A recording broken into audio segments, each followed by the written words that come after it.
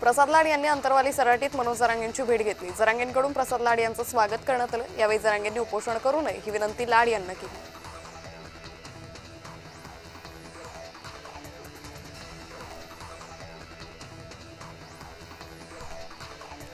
तर अंतरवालीत आमच्यावर अन्याय का केला, मराठ्यांनी तुमचं काय केलंय, ओबीसींना कोणत्या आधारावर आरक्षण दिलं, सरसकट मराठ्यांना कुणबी प्रमाणपत्र का दिलं नाही, असा सवाल मनोज जरांगेंनी प्रसाद लाड यांच्याशी झालेल्या भेटीवेळी उपस्थित केला। भाजप नेते प्रसाद लाड यांना फोनवरून हल्ल्याची धमकी देणाऱ्या दोघांना पोलिसांनी ताब्यात घेतलंय। मराठा आंदोलक गणेश शुक्ले पाटील आणि योगेश टिळके धामोरीकर यांना पोलिसांनी ताब्यात घेतलंय। लाड यांच्या सुरक्षेत वाढ करण्यात आली आहे।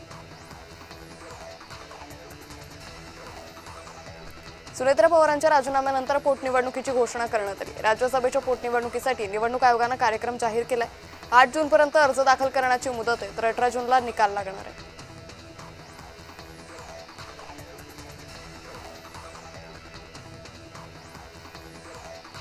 राज्य सरकारने महत्त्वपूर्ण निर्णय घेतलाय। अनुदानित खतांच्या विक्रीसोबत विना अनुदानित खतं, सूक्ष्म अन्नद्रव्य, जैव खतं सक्तीने विक्रीच्या प्रकाराला तात्काळ बंदी घालण्याचे आदेश जारी केले। कृषी मंत्री दत्तात्रय भरणे यांनी ही माहिती दिली आहे।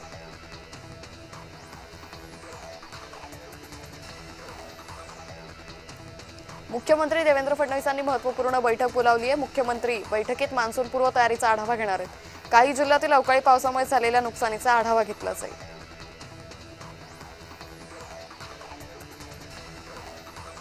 शेतकऱ्यांचा सातबारा तपासून इंधन वाटप केलं जाणार आहे। इंधनाचा काळाबाजार रोखण्यासाठी विक्रेत्यांनी ही भूमिका घेतली आहे। दरम्यान किसान सभेने यावर आक्षेप घेत सरकारकडे हस्तक्षेप करण्याची मागणी केली आहे।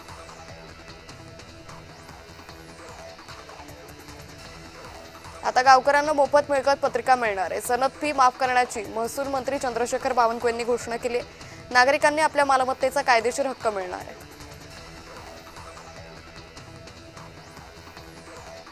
दैनिक सामनातून पंतप्रधान नरेंद्र मोदींच्या परदेश दौऱ्यावर टीका करण्यात आली आहे। देश आर्थिक संकटात असताना पंतप्रधान परदेशात जातात, देश जळतोय, नीरो चॉकलेट वाटतोय, अशी टीका सामनामधून करण्यात आली आहे। विधान परिषद निवडणुकीत महायुतीत मोठी जागा पालट होण्याची शक्यता आहे। नाशिकमध्ये जागा भाजपकडे तर जळगावची जागा शिवसेनेकडे जाण्याची जोरदार चर्चा रंगली आहे। नाशिकमध्ये जागा मिळवण्यासाठी भाजपची जोरदार फिल्डिंग सुरू असल्याची माहिती आहे। काँग्रेसकडे सर्वसमावेशक नेतृत्व राहिलेलं नाही, अशी टीका शंभूराज देसाईंनी केली आहे। जिल्हा परिषद साताऱ्यात काँग्रेस कुठेही नाही, असा टोलाही त्यांनी काँग्रेसला लगावलाय।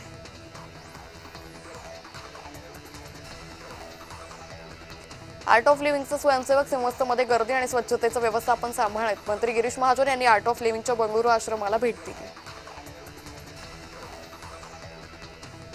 अखिल भारतीय काँग्रेस समितीने महाराष्ट्रातील जिल्हा संघटनांमध्ये फेरबदल करत नव्या जिल्हाध्यक्षांच्या नियुक्त्या जाहीर केल्यात। यामध्ये भंडारा जिल्हा काँग्रेस अध्यक्षपदी मुकुंद साखरकर यांच्या नावाची घोषणा करण्यात आली। साखरकर यांच्या नियुक्तीमुळे पक्षाच्या संघटनात्मक कामकाजाला गती मिळेल, अशी अपेक्षा व्यक्त केली जाते।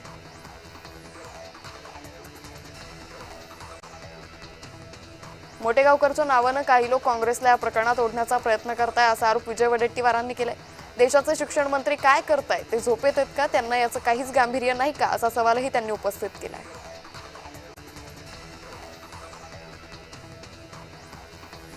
वर्ध्यातील काँग्रेस जिल्हाध्यक्ष निवडीवरून पक्षात अंतर्गत नाराजीचं सूर उमटताना दिसतंय। सुनील कोल्हेंच्या निवडीनंतर संघटन सृजन अभियान नावापुरतं असल्याची टीका केली जाते। सृजन संघटन नाही तर संघटन विसर्जन कृती केल्याचा शैलेश अग्रवाल यांचा आरोप आहे। अंबादास दानवेंनी शेतकरी पेट्रोल डिझेलसाठी पायपीट करतानाचा व्हिडिओ ट्विट केलाय। जनतेला आणि शेतकऱ्याला छळण्यात सरकारला कोणता असुरी आनंद मिळतोय, असा सवाल दानवेंनी उपस्थित केलाय।